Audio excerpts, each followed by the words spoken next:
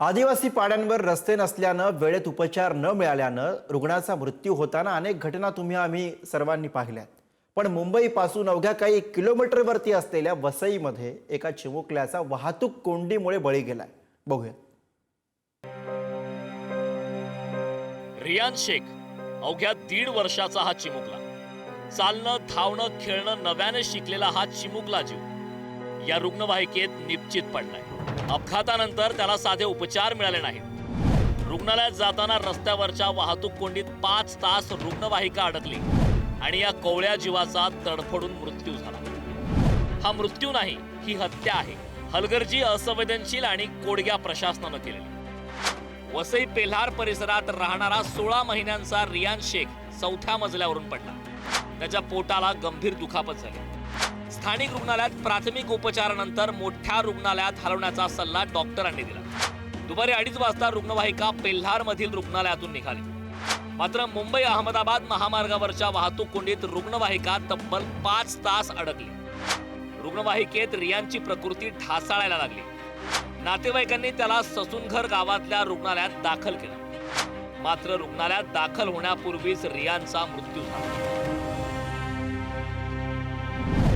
मुंबई अहमदाबाद महामार्गावर गेल्या अनेक वर्षांपासून वाहतूक कोंडी होती। इथे झालेलं रस्त्याचं निकृष्ट काम, रस्त्यावरचे खड्डे, वाहतूक नियोजनातल्या त्रुटी यामुळे इथली वाहतूक कोंडीची समस्या ही दिवसागणिक गंभीर बनत चालली। स्थानिक आमदारांनी याची जबाबदारी स्वीकारण्याऐवजी ठाणे पोलिसांवर याचं खापर फोडलं। मुंबई अहमदाबाद महामार्गावरील वाहतूक कोंडीचा फटका एका 16 महिन्याच्या बालकाला बसल्याची धक्कादायक घटना नालासोपारा घडलेली आहे। मी सध्या घटनास्थळावर उभा आहे। आपण जर पाहिलं तर ह्या माझ्या पाठीमागे असलेली फातिमा मंजिल अशी या इमारतीचं नाव आहे। हा बालक जो आहे तो आपल्या आजीकडे राहण्यासाठी आला होता मुंबईतून आणि या ठिकाणी तो काल दुपारच्या सुमारास 4थ्या माळ्यावरती खेळत असताना त्याचा तोल गेला आणि त्या ठिकाणी तो खाली पडल्याने त्या ठिकाणी तो जखमी झाला आणि त्या जखमी असताना त्याला नातेवाईकांनी त्याला जवळच्या रुग्णालयामध्ये उपचारासाठी नेले असताना त्याला डॉक्टरांनी त्या ठिकाणी यंत्रणा नसल्याने त्या ठिकाणावरून मुंबईच्या दिशेने नेण्यासाठी सांगितलं। त्यानंतर रुग्णवाहिकेत नेत असताना ससूनगर या परिसरामध्ये त्या बालकाची ती तब्येत जी आहे ती खालावू लागली आणि या दरम्यान त्याला त्या ठिकाणी जवळ असलेल्या एका क्लिनिकमध्ये तपासणी केली असताना डॉक्टरांनी त्या ठिकाणी त्याला मृत्यू घोषित केला। मुंबई अहमदाबाद महामार्गावरच्या संपूर्ण 121 किलोमीटरचं व्हाईट टॉपिंग करण्यात येतं।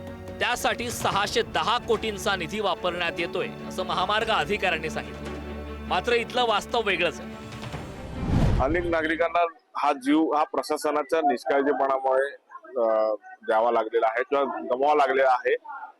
तुम्ही घोषणा करण्याच्या अगोदर त्याची जर पूर्तता केली आणि मग घोषणा केली तर त्याला अर्थ आहे। एअर अँब्युलन्स साठी जर तुम्ही एअर अँब्युलन्स इकडे जर आणून ठेवली आणि मग जर तुम्ही डिक्लेअर केलं तर त्याला व्हॅल्यू आहे। तुम्ही नुसतं घोषणा करून अंमलबजावणी काही होत नाही तर कुठेतरी तुमचा खोटेपणा आहे। मुळात म्हणजे हे नियोजन करण्यामध्ये ट्रॅफिक डिपार्टमेंट सबसेल फेल गेलेलं आहे। कारण त्यांनी वर्सोवा ब्रिज इथे पूर्ण वाहतूक थांबवून ही वाहतूक कोंडी करण्याचा अट्टास धरला असं समजामध्ये येते। ही वाहतूक कोंडीमध्ये एक 1.5 ते 2 वर्षाचा मुलगा आज मृत्युमुखी पावलाय आणि असंच जर घडत झालं तर 100% ह्या वाहतूक कोंडीचा सामना हा मृत्यूशीच करावा लागणार आहे ग्रामस्थांना। या ट्रॅफिकला पूर्ण प्रशासन जबाबदार आहे। हे नालायक सरकार आहे। या सरकारने एवढे करोड रुपये खर्च केले, तेवढे करोड रुपये खर्च केले। रस्त्याची परिस्थिती तुम्ही जाणून घ्या, तुम्ही स्वतः पाहणी करा। अशी परिस्थिती आहे आणि अशा प्रकारे जर रोड झाला असेल तर अशी परिस्थिती होणारच आहे। आणि काल त्या लहान मुलाचा बळी गेला, याचा प्रशासन जबाबदार आहे, त्याचा कॉन्ट्रॅक्टर जबाबदार आहे। 6 ते 7 तास वाहतूक त्या ठिकाणी कोलमडली, ही संपूर्ण जबाबदारी प्रशासनाची आहे। उपमुख्यमंत्री शिंदे साहेबांनी सांगून सुद्धा अवजड वाहनांची वाहतूक त्या ठिकाणी मोठ्या प्रमाणात झाली। त्या सर्वस्वी जबाबदार ट्रॅफिक पोलीस अधिकारी आणि त्या ठिकाणी असलेली नॅशनल हायवे ऑथॉरिटी जबाबदार आहे। पुढारी न्यूजच्या प्रतिनिधींनी स्वतः हायवेवर जाऊन वाहतूक कोंडीचा रिअलिटी चेक केला। तेव्हा काय वास्तव समोर आलं पहा। सर्व्हिस रस्ते जे आहेत ते गायब झालेले आहेत, त्यामुळे ते सुद्धा बंद आहेत। मात्र महामार्ग प्रशासन या ठिकाणी जे उपाययोजना करतात ते कुठे आपल्या करताना दिसत नाहीये। कारण महामार्ग म्हटलं की आपण प्रत्येक ठिकाणी बघतो की कशा पद्धतीने या ठिकाणी फलकबाजी असतील, रस्त्याचे व्हाईट पट्टे असतील, किंवा या ठिकाणी ज्या लाईट्स लावण्यात येतात त्यामध्ये लावल्या जात नाहीत. अनेक रुग्णवाहिका ज्या असतात त्या या वाहतूक कोंडी अडकल्या जातात आणि आपला जीव देखील गमावा लागतोय.